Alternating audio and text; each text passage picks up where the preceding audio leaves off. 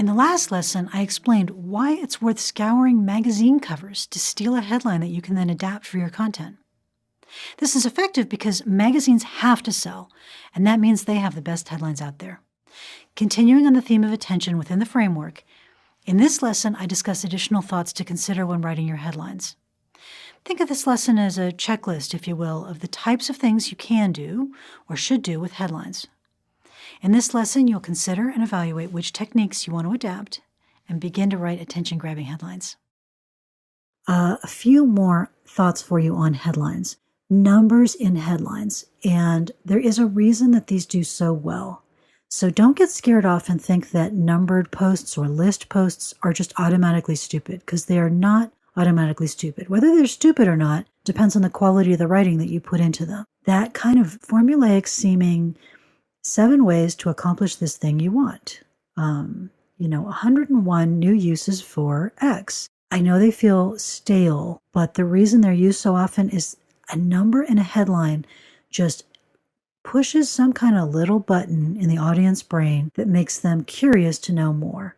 And part of it is that they are specific, and specificity almost always works better to get attention in a headline than vagueness. We are just more curious about the specific than we are about the vague. So numbers are great. And in fact, you can play around with using extremely specific numbers. So if you're going to say 70% of all content marketers are making this mistake, do you know what it is? Instead of saying 70%, go with something like 70.42%. Drill down into those significant digits. Get some real specificity there. Round numbers are appealing to us, are appealing to our brains, but they're not as intriguing as the not round number, the specific number. One thing you can do right now to start getting better traction on your headlines is to include a benefit or a promise in the headline. Let the person reading the article, listening to the podcast, watching the video, know what they're going to get out of it. So, talk about things like reader problems, audience problems, talk about solutions to problems, talk about what the person's going to be able to get or have or become or turn into or improve as a result of reading your content, benefits of your content. Now, very important, do not make promises that you're not going to keep. And this is why the clickbait, social media, headline-rich media sites get so much grief. It's because they have a really hot-sounding headline and then they don't keep the promise. The article is lame and weak and thin and not exactly about what it said it was going to be about. As a content marketer, always make sure that, your headline's not writing a check that your content can't cash. Make sure you can back it up. If you can't back it up, back off the headline a little bit, make it a little quieter so that it matches the content. So I'm not saying make your content boring. I'm saying make your content more interesting. But don't let the headline be awesome and then the article be a disappointment. You just train people not to click on your stuff when you do that. Another really important thing to understand about headlines is they need to be clear rather than clever. And again, as artists and as writers, we love wordplay, we love puns, we love, cleverness, we love interesting uses of language.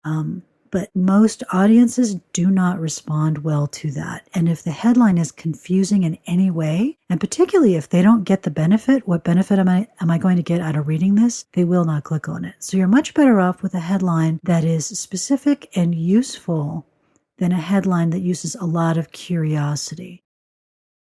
Now, the social media traffic sites do use a fair amount of curiosity. That will tend to be in the form of like a gossip headline, like what is Kim Kardashian doing at the beach, da-da-da-da-da, right? Those are curiosity, they're gossip headlines. They're curiosity about something, but there is a benefit in there, which is you're going to get to read gossip about a celebrity. That is a benefit. So it's not really curiosity. There's curiosity about what specifically you're going to find out. And that kind of curiosity is very useful in a headline. So one of the great classic headlines, are you making common mistakes in English? It's an old classic direct response headline. The benefit is finding out which mistakes you might be making or might not be making in English. Are you embarrassing yourself? Are you going around saying something that's just making you look foolish? So that's a use of curiosity that really works. But vagueness, where the person really doesn't know what they're going to get on the other end and they don't see how it benefits them, that kind of curiosity headline does not tend to do well. And anything confusing does not tend to do well. People just have too many other options. They can click on dozens of different things that are not going to confuse them. So, a few other elements of capturing audience attention. One of them is urgency. Sometimes this works and sometimes it doesn't. A lot of the content you'll be creating probably is evergreen. However, if there's an urgency element, for example, if you're writing a piece of content for something that does have a deadline, like entering a contest or, taking advantage of a promotion, the urgency element needs to be in your headline and you need to convey it and communicate it. Don't be shy about that. I think a lot of writers are not sure, well, should I mention the deadline or should I mention some other headline element? Always go with the deadline if you have an element of urgency. We talk a lot at Copyblogger about the combination of meaning and fascination, and that's an important element of attention. You have to make yourself useful. That's the meaning part. You have to talk about topics that your audience cares about, and you have to solve problems that they care about solving with your content. So, it can be anything from nutritional advice to information about a surgical procedure to fashion tips on how to wear clothes that make you look better. It doesn't have to be serious. When I say it solves a problem they care about, not all the problems we care about are serious. A lot of them are frivolous. But the audience has to care about it. And you pair that meaning with some fascination. That's what I was getting at with that curiosity element. You tease things a little bit. So you have a solution and you have conveyed that you have a solution to something they care about, but they don't know what the solution is, or they don't know how it works, or there's a little known resource that you found that can help them out, or there's a mistake they might be making. So there's that element of curiosity and fascination, something that makes us want to poke in and learn more, but it's always paired with usefulness. And remember, the question of what is useful or what is meaningful does not come from you as the marketer, and it doesn't come from your organization. It comes from the audience. If it's meaningful to them, then it's meaningful.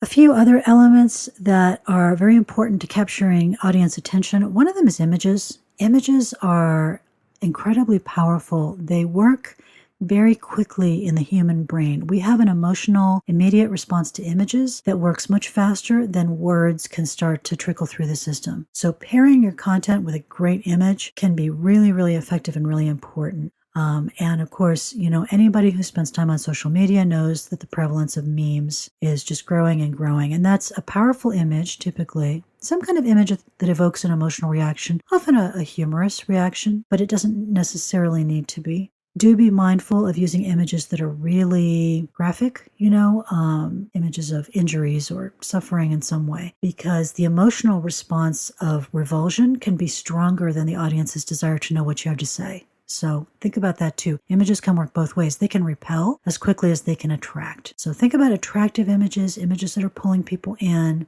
and making people want to know more.